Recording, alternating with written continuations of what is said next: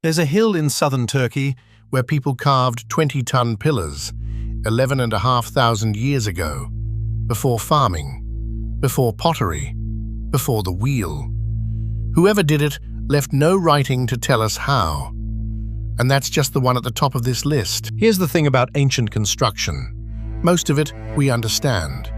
We know how the Romans poured concrete.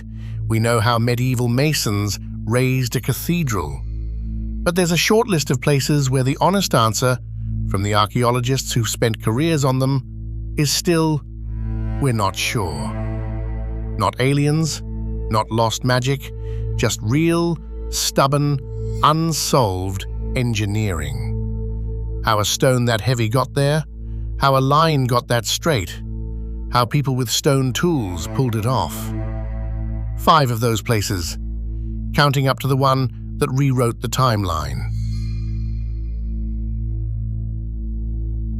Off the coast of Pompeii, in the open Pacific, there's a city built on the water. Nan Madol. Almost 100 artificial islets laid out across a lagoon and threaded with canals. People have called it the Venice of the Pacific, though that undersells how strange it is. The walls aren't carved blocks, they're columns, long, dark basalt columns stacked like cordwood, crisscrossed log cabin style, some of them rising over 20 feet. Basalt forms these columns naturally when lava cools slowly. So the builders didn't shape them, they moved them. And that's the problem. The biggest of these stones weigh up to 50 tons. The quarries are on the other side of the island.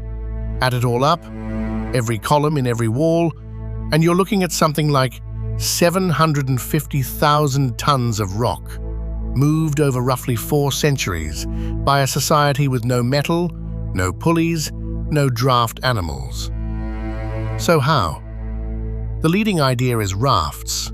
Float the columns out on the tide, then slide them into place with ropes and ramps. It's plausible. People have argued for it for decades. But nobody has actually demonstrated it with stones this size. Experiments have managed smaller columns. The 50-ton ones stay theoretical. And the local oral histories don't help in the way you'd want. They say the stones flew, set in place by 2 brothers with the power to make rock move on its own. That's not evidence of how it was built. It's a memory of how astonishing it must have been to watch. The honest mystery here isn't who built Nan Madol. We know, the ancestors of the people still living on Pompeii. The mystery is the logistics, the sheer, patient, unrecorded effort of moving a mountain into the sea, 1 column at a time. Number 4 is a single stone, and it might be the heaviest thing humans ever tried to move. In the Bekaa Valley in Lebanon, the Romans built a temple to Jupiter, enormous, even by Roman standards, columns 60 feet tall. But the temple isn't the puzzle. The platform under it is. Set into the western wall, about 20 feet off the ground, sit 3 limestone blocks. Together, they're called the trilithon. Each one is roughly 60 feet long, and each one weighs somewhere between 800 and 1,000 tons.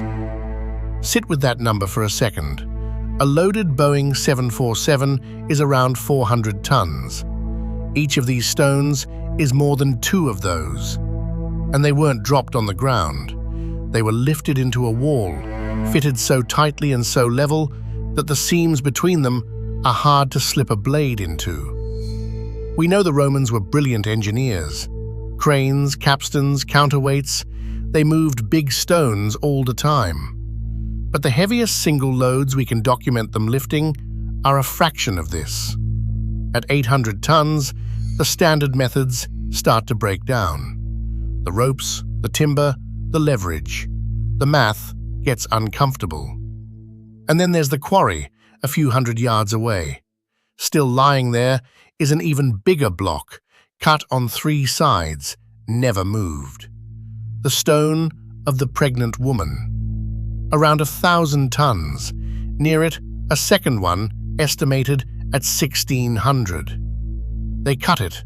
They just never took it anywhere. That's the tell. Whatever method they used was working right at the edge of what was possible, and at some point, the stone won. To be clear, this is Roman, 1st century, documented, no mystery about who. The open question is purely mechanical. Exactly how you raise a 1,000-ton block 20 feet into the air with 1st century tools. We have good guesses. We don't have a finished answer. Number 3 looks less like masonry and more like machining. High on the Bolivian Altiplano, almost 13,000 feet up, there's a field of broken stone called Puma Punku. And this is the one the internet loves to get wrong. So let's be straight from the start. You'll see Puma Punku used as proof of aliens or some vanished super civilization with power tools. That claim is not supported.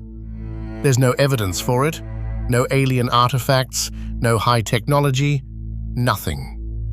And honestly, it sells the real builders short. So set it aside. Now, why does it fool people? The stonework. Some of these blocks are cut with edges so straight, corners so clean, and surfaces so flat that they look machined. There are stones with identical repeating cuts, as if they were made to a template. Interior right angles, drill-like channels.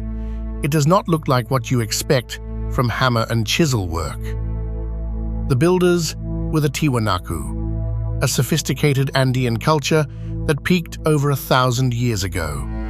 They worked in hard stone, andesite, and sandstone. And here's how they actually did it. Not with lasers, but with patience. You pound the stone roughly to shape with harder hammerstones, and you can still find those hammerstones at the quarries. Then you grind it down, slowly, with sand and flat stone, until the surface is dead flat. The repeating shapes likely came from working to standardized measures, the way any organized workshop would. So the how isn't supernatural. But it's not fully solved either. The unanswered part is the precision at scale. How a culture without iron tools, without the wheel for heavy transport, kept that many blocks this uniform, and moved andesite weighing dozens of tons up to that altitude where the air is thin and nothing grows tall enough to make a decent roller. The mystery at Puma Punku isn't who or whether humans could. It's how they made it look this easy. Number 2, you already know, which is exactly why the numbers still stop you.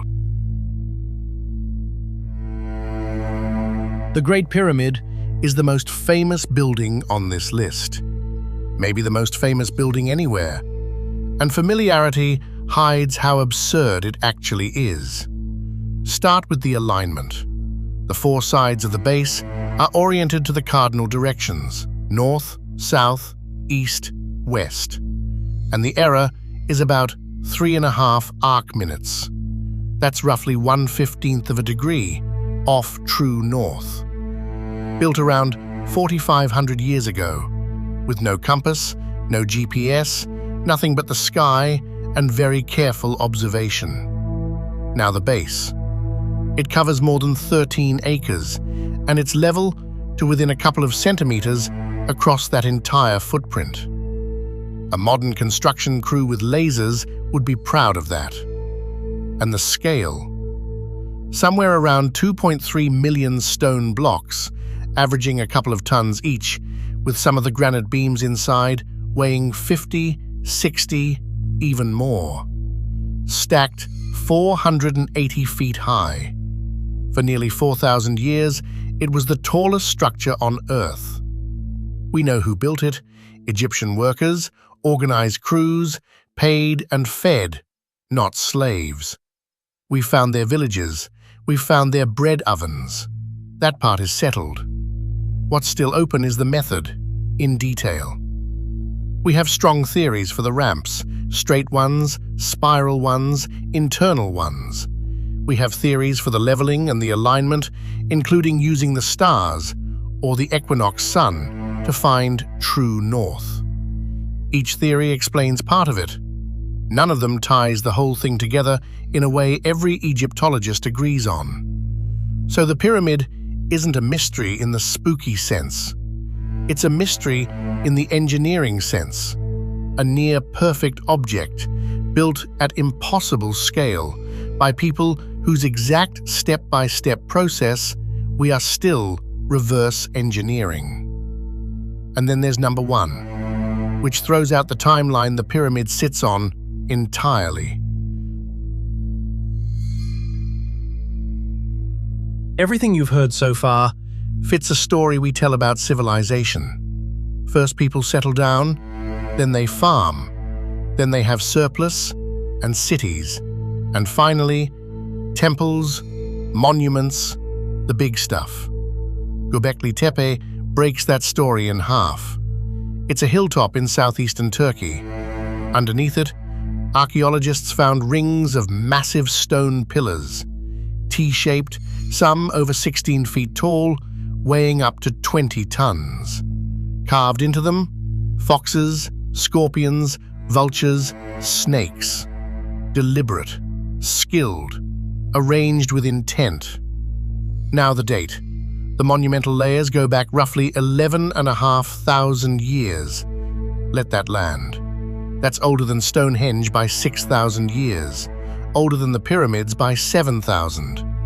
It was built before writing, before metal, before the wheel, and before farming. That last one is the part that genuinely upended the field. The people who quarried these pillars, carved them, stood them upright, and arranged them in rings were hunter-gatherers. No villages of the kind we'd expect, no crops, no pottery. By the old timeline, they should not have been able to organize a project like this at all. So the experts who study it had to flip the assumption. Maybe building this came first. Maybe the need to gather hundreds of people in one place to raise something this big together is part of what pushed them towards settling down and farming in the first place. The monument before the city, the cathedral before the town. We still don't fully know how a mobile, pre-agricultural society fed and coordinated the workforce to do this, or what the pillars meant, or why, after centuries, they deliberately buried the whole thing. And that's the thread running through this channel. Not lost magic, lost ability, knowledge that real people clearly had, used, and then let slip out of memory. Göbekli Tepe is the proof that we've been underestimating how far back that goes. 11,500 years, carved by hand, and we're only starting to understand it. 5 places. 5 different open questions. None of them needs a miracle to explain, just a clear-eyed admission that people in the past were capable of more than we usually give them credit for. That's the part worth sitting with.